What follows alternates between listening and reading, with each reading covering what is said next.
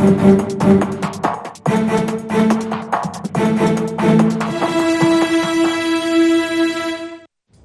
वर्ष 2025-26 के आय व्यय का उपस्थापन करेंगे माननीय चौधरी जी। विष्णुदेव साय जी के नेतृत्व में जो सरकार चल रही है उसके दो आयाम हैं अध्यक्ष महोदय।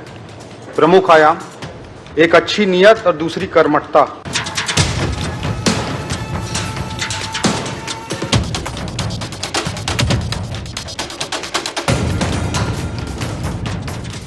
बार हमारा पूरा फोकस गति पर रहेगा और गति में जी का अर्थ है गुड गवर्नेंस, ए का अर्थ है एक्सीलरेटिंग इंफ्रास्ट्रक्चर, टी का अर्थ है टेक्नोलॉजी और आई का है इंडस्ट्रियल ग्रोथ। बजट में केवल ये उबाऊ और थकाऊ भाषण था, केवल उसके प्रवचन सुन रहे थे। नई बोतल पुरानी शराब। गति इसका थीम है, जी मतलब गुड गवर्नेंस, एक का मतलब अधोसंरचना में विस्तार, टी का अर्थ है टेक्नोलॉजी का विकास और आई का मतलब है इंडस्ट्रियल ग्रोथ। सरकार का बजट पूरी तरह से कोरी कल्पना है।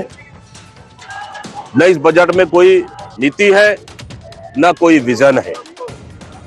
ये बजट छत्तीसगढ़ के विकास के लिए नहीं, बल्कि छत्तीसगढ़ के विनाश के लिए बजट है। ये विकासोन्मुखी बजट है, सर्वव्यापी, सर्वहारा, सर्वस्पर्शी है। ये मैं तो ऐसा मानता हूँ इसमें गति नहीं मिलेगी, दुर्गति मिलेगी, क्योंकि इसमें युवाओं के लिए, बेरोजगारों के लिए, आदिवासियों के लिए कुछ भी नहीं है। ये जो बजट है आज तक के छत्तीसगढ़ के बजट में सबसे बड़ा है। पूंजीगत व्यय 22,000 करोड़ से बढ़कर के 26,000 करोड़ रुपया हुआ है और एट द सेम टाइम आप देखेंगे कि करों में कटौती की गई है, डीजल पेट्रोल के रेट में कम किया गया है, ये सब कम किए गए हैं। तो ये साहसी बजट है। ये बजट छत्तीसगढ़ में फिर से एक माया जाल फैलाया है। बस जैसे नरेंद्र मोदी जी अपने भाषण में लच्छेदार भाषण देते हैं, लच्छेदार भाषण देकर के छत्तीसगढ़ भारत के जनताओं को एक प्रकार के लुभावन भाषण देते हैं, उसी प्रकार से आज छत्तीसगढ़ में ये बजट माया जाल है।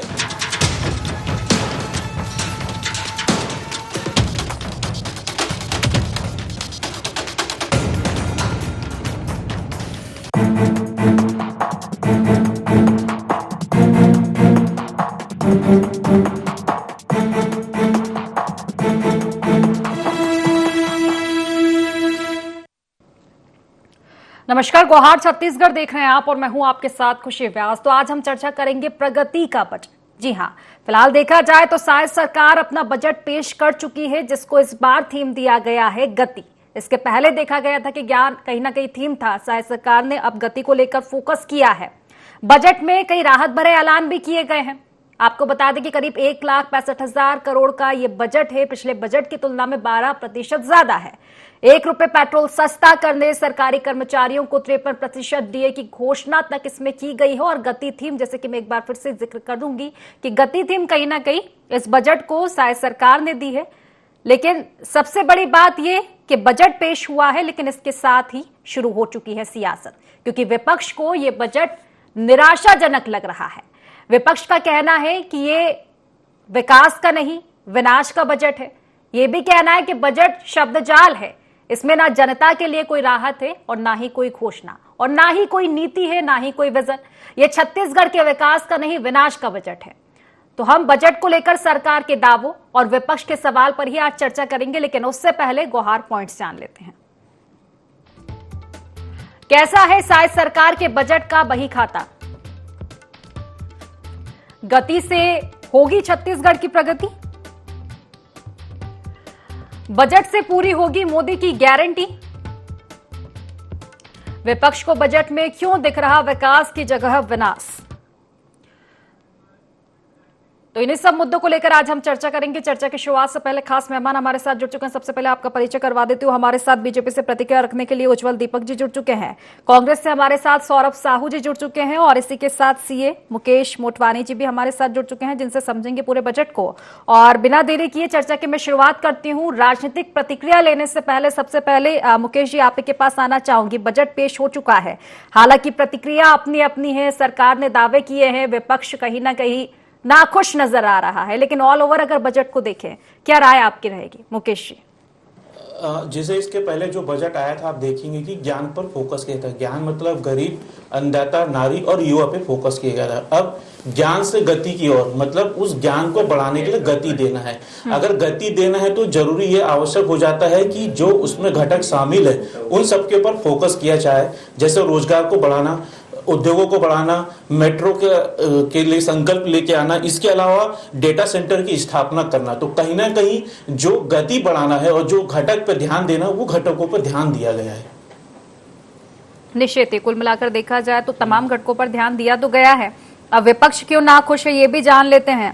सौरभ जी, आप ही के पास आना चाहूंगी। देखिए, विपक्ष का काम है मुद्दों को उठाना, लेकिन नहीं लगता कि हर बार नेगेटिविटी से ज्यादा कहीं ना कहीं तो पॉजिटिव झंडी आपको देनी चाहिए। बजट पेश किया गया है, विकास की बात सरकार कर रही है, लेकिन विनाश आखिर क्यों आपको नजर आ रहा है? देखिए खुशी जी, जो भी बातें कही जाती है वो एक पुराने अनुभव के आधार पर कही जाती है, और निश्चित रूप से ये ओपी चौधरी जी का ये साय सरकार का दूसरा बजट है, और पहले बजट के ही अभी वादे पूरे नहीं हुए। आप जिन वादों पर चुनाव जीत करके आए हैं वो ही वादे पूरे नहीं हुए। अभी आदरणीय हमारे सीए भाई ने कहा कि मेट्रो की बात कही और बहुत सारे ऐसे प्रावधानों की बात कही। तो ये जो मेट्रो का प्रोजेक्ट है ये तो रमन सिंह जी के शासनकाल से चला आ रहा है इनके लिए।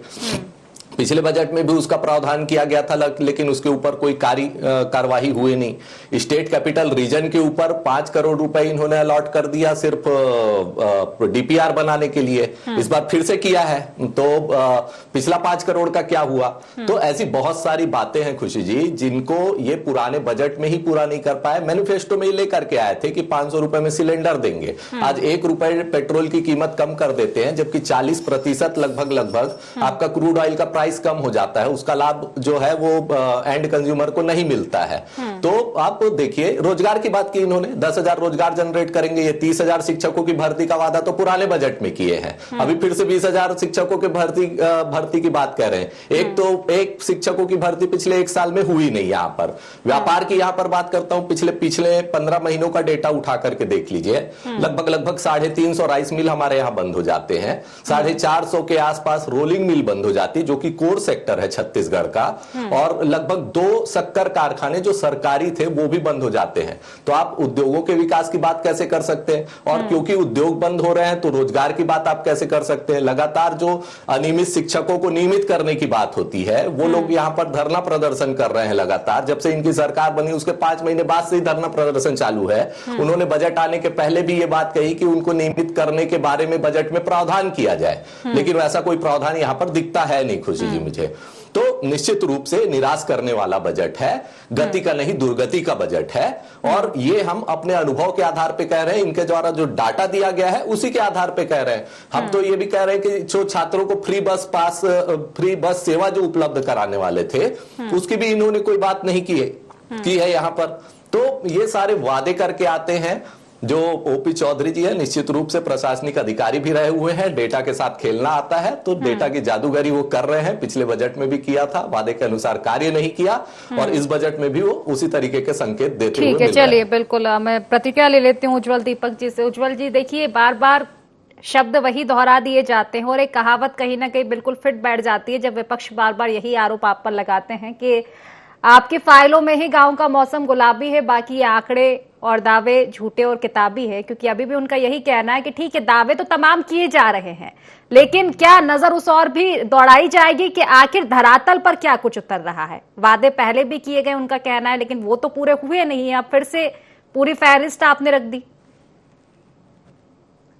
नमस्कार, पहले तो मैं बताना चाहूंगा कि कांग्रेस पार्टी को अगले 20 से 25 साल तक इस स्क्रिप्ट को याद रख लेना चाहिए, क्योंकि बजट हम पेश करते रहेंगे और उनको निराशा होती रहेगी, और बजट बहुत निराश करने वाला उनको हमेशा लगता रहेगा। और सिर्फ प्रदेश में नहीं, पूरे देश में स्क्रिप्ट उनको डेस्कटॉप पे स्क्रीन सेवर एक बना के रख लेना चाहिए। अब बात आती है हमारे बजट की। देखिए, अभी कुछ दिनों पहले, 10 दिनों पहले, 15 दिनों पहले नगरीय निकाय के चुनाव हुए छत्तीसगढ़ राज्य, जिला पंचायतों के चुनाव हुए, अर्बन बॉडीज के चुनाव हुए, रूरल बॉडीज के चुनाव हुए। सब में भारतीय जनता पार्टी ने अप्रत्याशित जीत हासिल की है। अगर कांग्रेस पार्टी को ऐसा लगता है कि हम कुछ गलत कर रहे हैं, पर जनता को ऐसा नहीं लगता। जनता हमारे पर भरोसा बनाए हुए, और देखिए उम्मीद भी उन्हीं से होती है जो आपकी उम्मीदों को पूरा करने की क्षमता रखते हैं, साहस रखते हैं। मोदी जी की गारंटी है, जिन्होंने हमने जितने वादे किए हैं घोषणा पत्र में, अपने मैनिफेस्टो में और बजट में भी, वो गारंटी की पूरा होने की गारंटी है।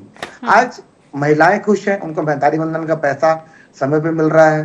किसान खुश हैं, 52,000 करोड़ रुपए उनके खातों में डायरेक्ट बेनिफिट ट्रांसफर के माध्यम से डाला गया है।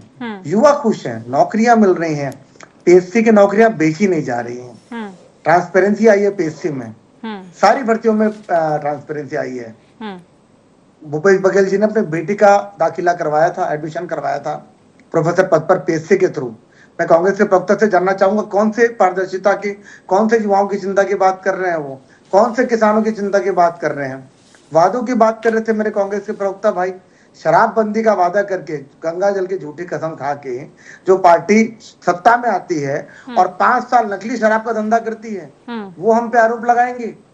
सारे चुनाव हारने वाले, देखिए छत्तीसगढ़ बढ़ रहा है, भारत देश शराबबंदी का तो देखिए उज्जवल जी, यहाँ जरूर रोकना चाहूंगी। शराबबंदी जहाँ ये मुद्दा उठेगा ना, वो सवाल आप पर भी उठेंगे फिर, क्योंकि 2019 के चुनाव को हम नजर डालेंगे तो शराबबंदी खूब काफी उठी थी, शराबबंदी की आवाज काफी उठी थी, लेकिन अब सुनाई नहीं पड़ती है। एक मिनट, क्या भारतीय जनता पार्टी ने अपने किसी भी मैनिफेस्टो में शराबबंदी का वादा किया है? मुझे बता दीजिए आप। हमने कभी नहीं किया है।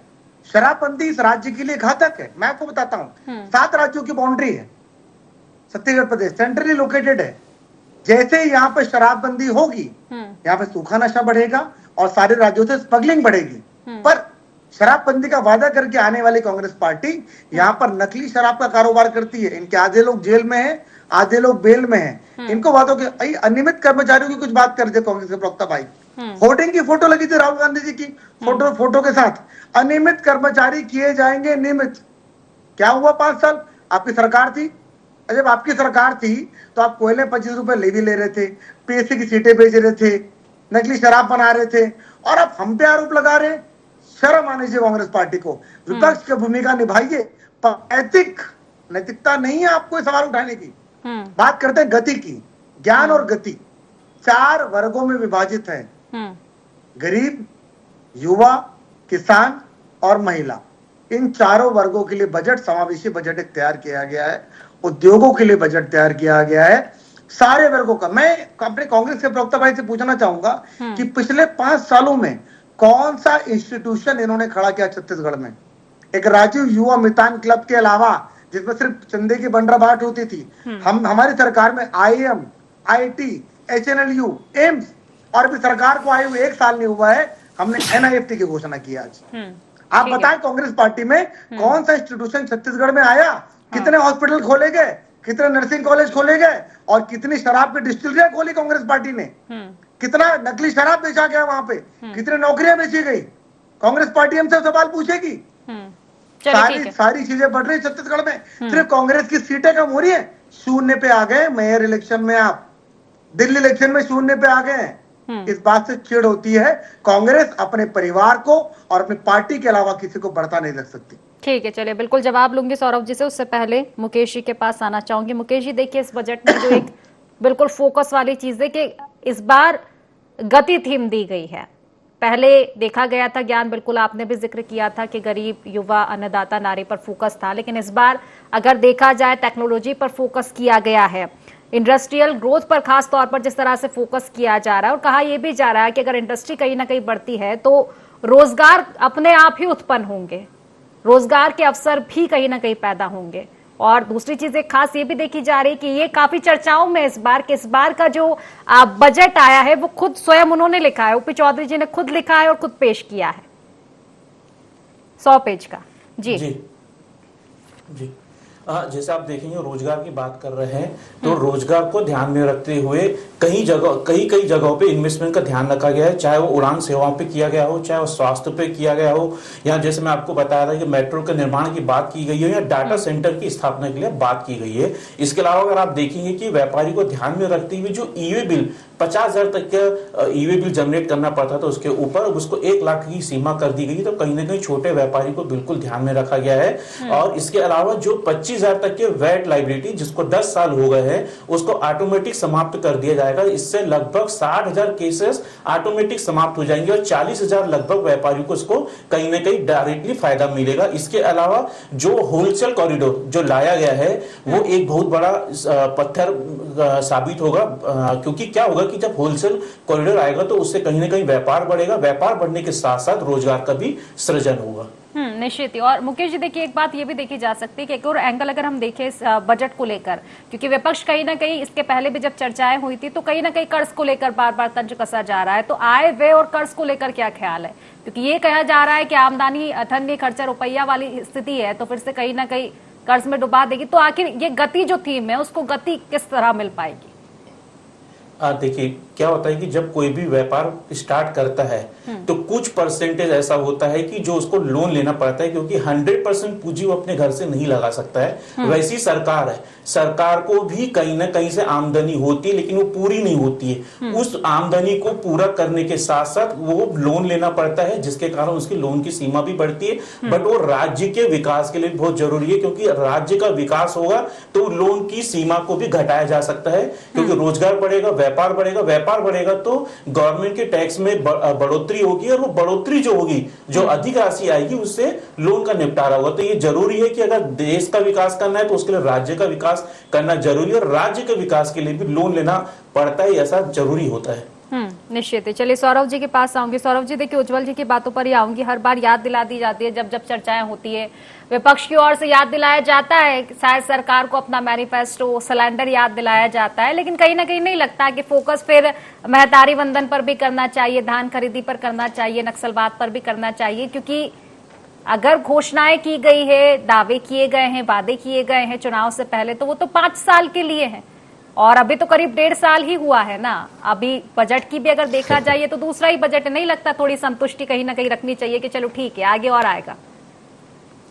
देखिए खुशी जी, जिस हिसाब से घोषणाएं की जाती हैं उस हिसाब से उस दिशा पे अगर कार्य हो तो आपकी बात निश्चित रूप से मानी भी जा सकती है।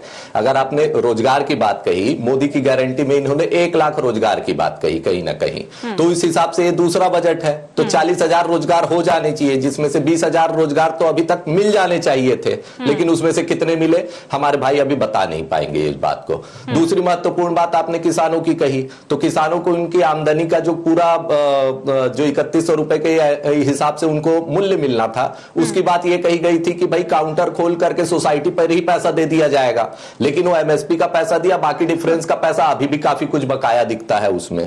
तो ये बहुत महत्वपूर्ण बात है। महतारी वंदन के नाम पे ये हर घर में 1,000 रुपए तो दे रहे हैं, लेकिन जो हमारी सरकार के समय में हमने बिजली बिल हाफ योजना शुरू की थी उसके तहत जो एक बहुत बड़ा वर्ग उससे लाभान्वित हो रहा था उसको इन्होंने वापस ले लिया और उसको अप्रत्यक्ष रूप से बंद ही कर दिया गया।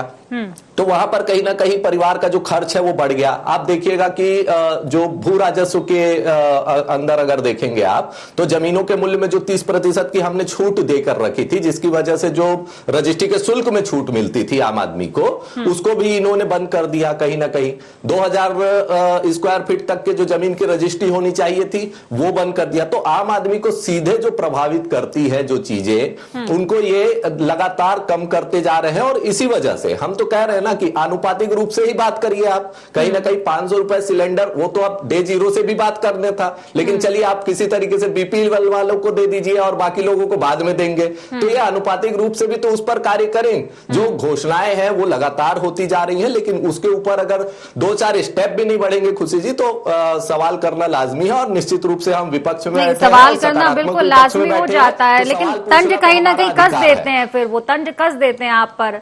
सरकार की ओर से जो भी प्रवक्ता बैठते हैं बीजेपी की ओर से तंज कस देते हैं ये कि ठीक है कमियां गिना पा रहे हैं आप, कमियां जो यहाँ गिनाते हैं वो जनता के बीच आके क्यों नहीं पहुंचा पाते कि जनता बार बार उनको आशीर्वाद दे देती है। निश्चित रूप से हम जनता को भी ये बात बता ही रहे हैं खुशी जी। और मुझे लगता है कि अभी तो जो जनता जनार्दन की जो बात है, जो आदेश है, वो तो सर आंखों पे है और उसके लिए कार्य कर रहे हैं। हमको विपक्ष में बिठाया, हम विपक्ष की भूमिका यहाँ पर अदा कर रहे हैं। चलिए ठीक है, जवाब ले लेती हूँ। सौरभ जी, माफ कीजिएगा, उज्जवल जी। कांग्रेस को समीक्षा की नहीं, आत्मचिंतन बैठक की जरूरत है। ठीक है, ये ऐसा करके ऐसा बोल के कि विपक्ष की भूमिका निभाए। और मैं कह रहा हूं ना कि इनको लंबे समय तक विपक्ष में बैठना है, क्योंकि कांग्रेस पार्टी समझ नहीं पा रही है। बात पहुंचाने की नहीं है, बात है कि हितग्राही जो हैं उनको हित मिल रहा है भाजपा की सरकार से। देखिए 18 लाख आवास भूपेश बघेल की सरकार ने नहीं दी, हमने दी, हमने घोषणा की। कैबिनेट की पहली मीटिंग में 18 लाख आवास योजना पे साइन हुआ, रोक के रखा था भूपेश बघेल सरकार ने। नौकरी बेचते थे ये, तो जनता ने देखा हुआ है। कैसे विश्वास करेंगे? हमने दिवाली के पहले छत्तीसगढ़ में चुनाव के पहले तो कितने बार 18 लाख आवास का संकल्प लेंगे आप? हम प्रदेश की महिलाओं को 1000 रुपए देंगे। आप सोचिए कांग्रेस ने क्या किया। कांग्रेस ने अगले दिन ये घोषणा की कि वो 1250 रुपए देगी। दूसरा, हमने घोषणा की, हमने संकल्प पत्र में लिखा कि हम किसानों को, अन्नदाताओं को 3100 रुपए देंगे। सोचिए कांग्रेस ने क्या किया, 3200 रुपए देंगे। 100 रुपए ज्यादा, वहां पर 250 रुपए ज्यादा। फिर भी जनता ने कांग्रेस पे भरोसा नहीं किया। क्यों नहीं किया? कांग्रेस को सोचने की जरूरत है। हम तो विपक्ष में थे, आप पक्ष में थे। आज आप हम पे आरोप लगाते हैं कि जिला पंचायत के चुनाव, मेयर के चुनाव हमने बाहुबल से, धन बल से, प्रशासनिक क्षमता से, हमारी सरकार है जीत लिया। आप भी जीत जाते उस समय, क्यों नहीं जीत पाए आप लोग उस समय? कांग्रेस की सरकार से, भूपेश बघेल की सरकार से, भ्रष्ट सरकार से, भ्रष्ट अधिकारियों से जनता ऊब चुकी थी।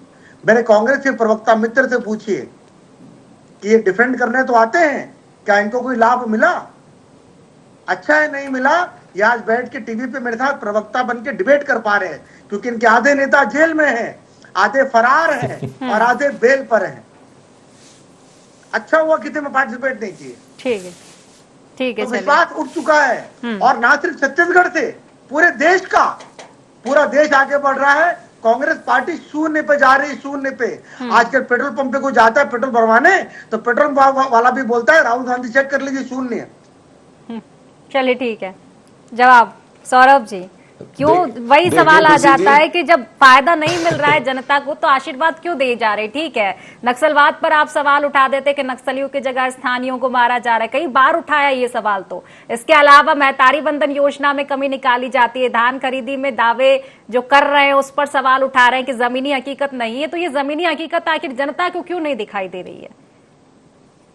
देखिए खुशी जी, जिस तरीके से उज्जवल भाई ने तो खुद ही एक्सेप्ट कर रहे हैं कि उनको व्यक्तिगत लाभ मिला या नहीं मिला वो पूछिए, तो मुझे लगता है कि भाजपा में इस तरीके का कल्चर होगा कि जिसकी सरकार आती है उनके जो नेता है, उनके जो कार्यकर्ता है, उनको व्यक्तिगत रूप से लाभ पहुंचाया जाता होगा। निश्चित रूप से इनके यहाँ कल्चर रही है, तो वो हमारे को भी उसी नतीजे से देख रहे हैं मुझे लगता है। और कहीं ना कहीं ये इस तरीके का इनका जो वर्क कल्चर है, भ्रष्टाचार की बात भी हैं, और किस तरीके से इनके ही पीडब्ल्यूडी विभाग की अभी 2-3 दिन पहले की दैनिक भास्कर की खबर उठा करके देखिए खुशी जी कि 856 करोड़ का जो टेंडर है, जो कार्य है, वो बिना टेंडर के अलॉट हो जाता है, सीधे सीधे आवंटित हो जाता है, नॉन एग्रीमेंट पे आवंटित हो जाता है। उसमें भी 500-550 करोड़ के कार्य जो है वो रायपुर के अंदर के होते हैं। जल जीवन मिशन का जो अभी इतना बड़ा मुद्दा इनके खुद के ही विधायकों ने इनके मंत्रियों से पूछा, तो इनके मंत्री उसका संतोषजनक जवाब नहीं दे पाए। कहीं ना कहीं ये जो इनकी जो नियत है उसको दिखाता है। और किस तरीके से इन्होंने बाहुबल के उपयोग की बात कर रहे थे, तो जब हम शासन में थे तो सभी जगह पे हमारे मेयर बैठे हुए थे, ये भी बात इनको एक्सेप्ट करनी चाहिए। तो किस तरीके से चुनाव को मैनेज करते हैं, और जिस तरीके से पुलिस और ईडी को ये एजेंट के रूप में यूज करके चुनाव को भी प्रभावित करने का कार्य करते हैं, ये जग जाहिर है, उसके लिए कुछ एक्सप्लेनेशन की जरूरत नहीं है खुशी जी, मुझे लगता है। चलिए ठीक है, फिलहाल निश्चित ही चर्चा इस पर और भी हो सकती थी, बजट का मामला, लेकिन फिलहाल समय की कमी इसलिए चर्चा को समाप्त करना पड़ेगा। आप तीनों मेहमानों का बहुत बहुत शुक्रिया इस चर्चा में जुड़ने के लिए। तो देखिए, प्रगति का बजट छत्तीसगढ़ में पेश हो चुका है, लेकिन देखने वाली बात यह है कि इससे छत्तीसगढ़, जो विकसित छत्तीसगढ़ की बात की जा रही है, उसको कितनी गति मिल पाती है। दूसरी बात यह भी कि जो गति शब्द यहां पर लाया गया है, आय व्यय और कर्ज की चर्चाओं के बीच, ये प्रगति का बजट कितनी गति पकड़ पाता है, विपक्ष को रास नहीं आ रहा है, लेकिन क्या बजट जनता को रास आएगा, ये तमाम चीजें देखने वाली होगी। फिलहाल गुहार छत्तीसगढ़ में बस इतना ही। आप बने रहिए IND24 के साथ। नमस्कार।